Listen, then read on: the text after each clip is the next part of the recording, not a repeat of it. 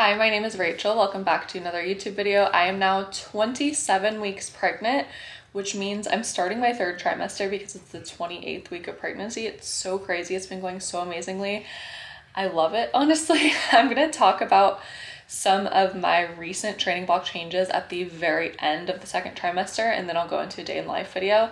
But let's just hop into those training updates. So for squat, I haven't had to change anything as of lately. At 20 weeks pregnant, I widened my stance, and that change was made before I actually physically needed to make that change, because my philosophy is I'd rather change something before it's absolutely necessary than realize as I'm doing that it's not uncomfortable and I should probably change it. So even though I could have gone a little bit longer with a closer stance, I wanted to make sure I'm practicing with that wider stance so when my belly is physically very, very large, as it is already getting larger, I'm comfortable and I have enough time practicing while I'm still lighter and not as heavy loading all this extra body weight around. And then as long as I'm maintaining proper core and pelvic floor pressure, everything feels great, which I changed that at the very beginning of my pregnancy at 4 weeks, how I was breathing. And then bench, my pets are going so crazy right now. They're in a mood right now. We'll face off. But anyways, for bench, as long as I am not using any leg drive and retracting my shoulder blades the bare minimum amount just to stabilize my lats, and I'm keeping the breathing in my chest, it is feeling fine and comfortable. Pretzel. Oh my gosh, they're so crazy. I do foresee myself needing to elevate my feet off the ground so that I take away the arch completely. Not just the arch, but taking away the fact that you have a lot of weight in your stomach, and if you have any weight in your legs on the ground, it might feel uncomfortable, but for now it's feeling good. So I think until around 32 weeks pregnant, I should still be fine to bench comfortably with my feet on the ground. But again, I'm going to change things before it's absolutely necessary. For deadlifts, sadly, I think this is my last week next week that I'll be able to deadlift in a conventional stance. Again, I probably could push out another block, but I'd rather change it before I need to. So probably what's going to happen is I'm going to elevate my conventional deadlifts off the ground and then do regular sumo deadlifts afterwards, just to make sure that everything feels totally comfortable. So still prioritizing those compound movements, because just as during powerlifting, compound movements are the most important essential things, or even if you're bodybuilding, doing any sort of weightlifting, you always start with those compound movements. During pregnancy, compound movements are great exercises to continue to prioritize. As far as accessories go, my coach Kristen has added in a lot lighter loads for the lower body stability and a lot more of a focus on the core engagement. So I have a lot of unilateral core / lower body stability exercises, which has all been feeling really, really good. In terms of core, there have been some new core exercises that have been added as well that have been really nice. I had a prenatal appointment this week, and we had a pelvic floor physical therapist come in, and it was really nice to see her professional expertise and opinion on the topic, because even though I am very educated myself about the importance of training your core during pregnancy, it's good to get professional advice and expertise always. But she's basically talking about how when you're, in the pushing phase, well, first, when you're dilating, you are in the phase where your uterus muscles are contracting up as you are dilating your cervix. And then once you get to that down stage of labor, when you're actually pushing, when you exhale, that is your core and your uterus pushing down. You're relaxing your pelvic floor, but your core muscles are doing some work. So she was talking about how even though a lot of people are scared to train their core during pregnancy, and there are some precautions that you need to take, it is so essential during labor to make sure that you have a strong core and you know how to engage the muscles around your uterus so that you can be effective with those pushes. So that was nice to hear. And then lastly, upper body accessories have been very minimally impacted. The only thing I've had to change that has not felt comfortable anymore have been pull-ups, just because of the sheer fact that I have gained about 17 pounds at this point. So hanging an extra 17 pounds overhead is going to be really hard to continue to engage my core appropriately. Even though I could still probably do about 5 reps with proper core engagement, it's not worth it for me to continue to push that. So I'd rather sub that out for just lat pull downs, kneeling, lateral raises. My pets are still going absolutely insane. So on that note, let's hop into the day in the life video. So my morning routine is very, very quick and efficient that is why I'm filming this at 4:15, right when I got back from work, as opposed to 7 o'clock in the morning when I wake up. So I'm out the door by 7:30 at the latest. I wake up, feed these little munchkins, get ready super fast. Everything's all ready to go. My outfit for the day, all planned out, ready to go. And then my food, that's the biggest thing, getting that all prepared the night before. I usually walk around a little bit if I have time before 7:30, and then I get in my car, drive to work, get there by 8. All right, so as far as the teaching day goes, we are on a block schedule, which I absolutely love. We teach 80-minute classes, and the classes swap at the semester mark. So we only have students for a semester, with the exception of some classes that last the entire year. So I'm teaching IM2, which is typically a sophomore level class, and IM1 support, which is a freshman level class designed for students who need more support and actually lasts throughout the entire length of the year. We have a 4-period day. We also have a kind of like homeroom tutoring day. It swaps every single day which period we see. It's mostly designed for test retakes and supporting struggling students. So first period I had IM2, and then I had my support intervention period, and then I had my second period IM1 support. Then I had lunch, just chill, eat a lot.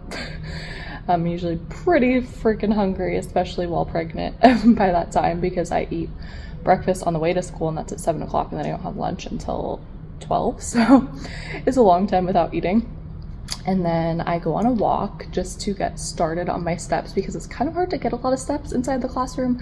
Like, you're moving around, but sometimes my watch, because you're walking so slow and you're like stopping a lot, sometimes it will be literally, I'll be on my feet the entire period, and I'll say, it's been over an hour since you moved. I'm like, are you kidding me? Like, I'm not getting credit for any of these steps. But anyways, I go on a little walk at the beginning of my prep period. I'm at 5,130 steps now, so my goal is to finish the teaching day at 6,000 steps, so totally doable. And then by the time I work out, I get some more steps from that, and then I just have to take my dog on a very short walk to finish up those steps. But anyways, I'm in my prep period right now, and then I have 4th period IM2 again, so I'll show you some of the stuff that I'm doing during my prep period. So I use a combination of PowerPoint slides, note-taking worksheets, and then a lot of vertical whiteboard work in random daily groups. So they're literally mixed up every single day in a different random group. Also, I always keep track of everything that I need to do for the week on a post-it note, because it's like the easiest way to just see everything. So I start them up with a warm-up, and then we set up our guided notes for the day. So there's just regular problem examples in each of the 4 boxes on each side, and there's a summary box on the bottom. So once we usually do like the first page of notes, we move into the whiteboard work. And then there's just a quick teacher instructions that I have them all huddle in the front of the room. We do a little overview of everything we went over in the notes, just to make sure they're on track and they're not going to get confused when they work in their groups. And then I have level 2 basic question, level 3 intermediate question, level 4 is the advanced level questions. So they're working together. Sometimes I have some review problems for them to do afterwards together. And then we go back into their notebooks. So they're trying to make their own problem based off of what they learned. We usually do a couple more together to kind of consolidate everything. And then a DIY example, things to remember, summary. So that is all switching back over to the slides, things to remember that are very important, and then the summary. And so it's a combination of like sitting down, doing some boring math problems, but repetition is very, very important. Well, I don't think it's boring, but they probably think it's boring sometimes. And then getting to stand up and like work on problems together. So it's a nice balance, and it makes the 80-minute periods flow really, really nice. And the level 2, level 3, and level 4 questions are all like the exact same from their board work in terms of how it translates over to assessments. I literally just do quizzes, but I give them 3 attempts at each standard, and then they need to get a perfect score twice to get a 5. So it works out really nicely because they have lots of opportunities to improve, and if they didn't do well the first time, I just keep the highest score. So if they improve, that's great. If they don't improve, which usually does not happen, then they'll just keep their initial score. But again, I have to make them work for it. So to get the full 5 out of 5, they have to get perfect score twice. And I finished up the prep period making all of my copies for the week, always the best. So after I finish being in my classroom, and the classroom hours are from 8 a.m. till 3:30 p.m., I can move on to my most exciting part of the day, which is going straight into my workout. This is a primary bench day. I had a top set of 3 at 135 pounds, and then a back off 3 sets of 5 at 120 pounds. Obviously the loads are a lot lighter during pregnancy than they were pre-pregnancy, and how I'm benching, my technique is a lot different than pre-pregnancy, as I talked about earlier. Everything's still feeling comfortable. I'm not using leg drive. I'm just pinching my shoulder blades together the bare minimum amount to stabilize my lats, maintain that shoulder stability. And then I had back off floor bench, 3 sets of 5 at 135 pounds. And I love this variation because it takes the legs completely out of the equation. There's actually a lot of tricep engagement with this exercise, even though the range of motion is a lot shorter. If you get that pause at the bottom, just a quick pause, nothing super dramatic, then you feel a lot of tricep engagement. Then I moved into dips, which was the last clip that I actually had filmed on this training day because I couldn't film anything else since I was at a commercial gym. So I included some pre-pregnancy clips of the other exercises that I did. But anyways, dips was first. So I had 3 sets of as many reps as possible. So I had 10 reps at 162 pounds body weight, which is up 17 pounds from my pre-pregnancy body weight. I'm still maintaining my strength there, which is great. And then single arm lat pull downs. As you can see, this also includes a lot of core engagement because it's a unilateral exercise and obviously has a lot of hypertrophy benefits for your lats. And then I did not have a clip of alternating dumbbell bicep curls, and I think it's important that I distinguish that these were alternating bicep curls because, again, because you're moving one weight at a time, you are including your core element, which is very, very important for pregnancy. But again, obviously I'm not pregnant in this clip because I am 145 pounds and not 162 pounds. But anyways, that is my full workout day after the work day. Okay, so not filming this in real time, obviously, because it's still super bright out and I didn't want to film in the dark. But by the time I get home from the gym, it's 6 o'clock. So I have basically 2 evening blocks. So 6 to 7:30 p.m. is my productive around the house / eating time. So if I need to meal prep, I'll meal prep. If I need to get stuff ready for the next day, I'll get stuff ready for the next day. I'll eat, and then when I eat, I usually turn on an episode of TV and just start watching TV. My animals are still going crazy out there right now, so sorry for the background noise. But then once 7:30 hits, I'll see if my dog wants to go on a walk. Lately, she's been like an every other day walk. We've been doing really, really long walks on the weekends, and she's been protesting a lot of her weekday walks, which is weird. And then a lot of times I already have my steps anyways, so sometimes I still need to walk, sometimes I don't. I see if she wants to go, but usually it's a pretty short walk, so we're back by 8, and then from 8 to 9:30 is just like total relaxation and chilling, just watching TV and then stretching, and then by 9:30 I shower and get ready for bed. Oh my gosh, Bradwell, you guys are crazy. I'm glad that the cat and the dog are bonding now. But yeah, anyways, I prioritize being able to get my fitness in place and being able to get as much rest and relaxation as humanly possible within a busy schedule. So there's a lot of things that get neglected during the week. So I'm going to talk about how I stay productive on weekends so that I can make all of this stuff happen and still be able to embed some relaxation time during the week. So let's hop into that next. First productive weekend hack is every Saturday morning I plan out all of my outfits for the week. So for the gym, I train on Saturday, Sunday, Monday, Wednesday, and Thursday. So those are all my gym outfits that will carry me into next Saturday. And then these are all my work outfits. So Monday, Tuesday, Wednesday, Thursday, Friday. And surprisingly, during pregnancy, this saves a lot more time than you would think because every single week I'm outgrowing gym outfits. Like these shorts, for example, they are very stretchy, but I think I only have a couple more weeks before I'm not able to wear them anymore. And over here, work, I'm pretty much all switched over. These are all very stretchy sweater dresses and maternity jumpsuits that I'll be living in for the rest of pregnancy. All right, I'm in the kitchen right now. I just got back from the gym, and one thing that has been a game changer is planning out all of the food that I'm gonna cook throughout the week on Saturdays. So Saturday mornings, I'll sit down, I'll chill after I do the first half of my deep cleaning for the week.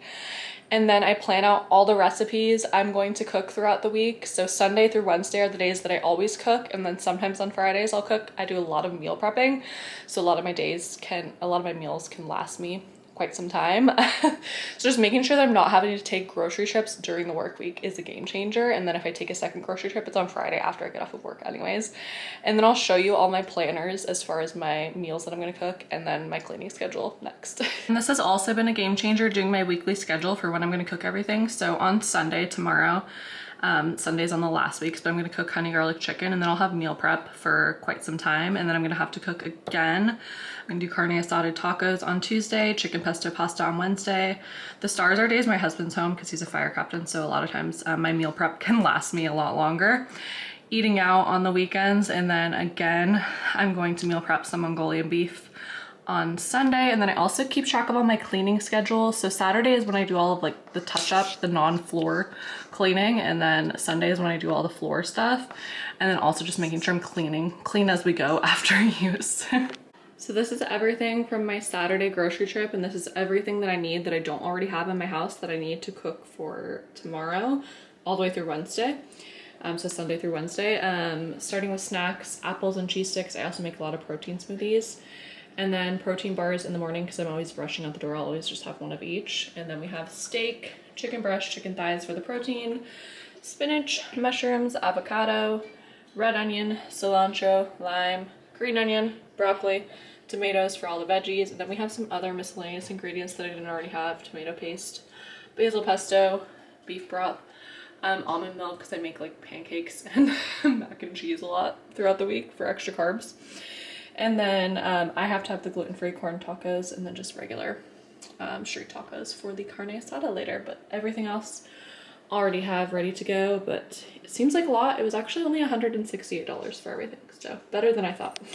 All right, that is all for today's YouTube video. Thank you so much for watching. I will see you in 2 weeks for my next YouTube video at 29 weeks pregnant. Let me know if there's anything you want me to talk about in particular as I continue throughout this pregnancy journey. Again, thank you so much for watching. I hope you have a great day, and I will see you in the next one.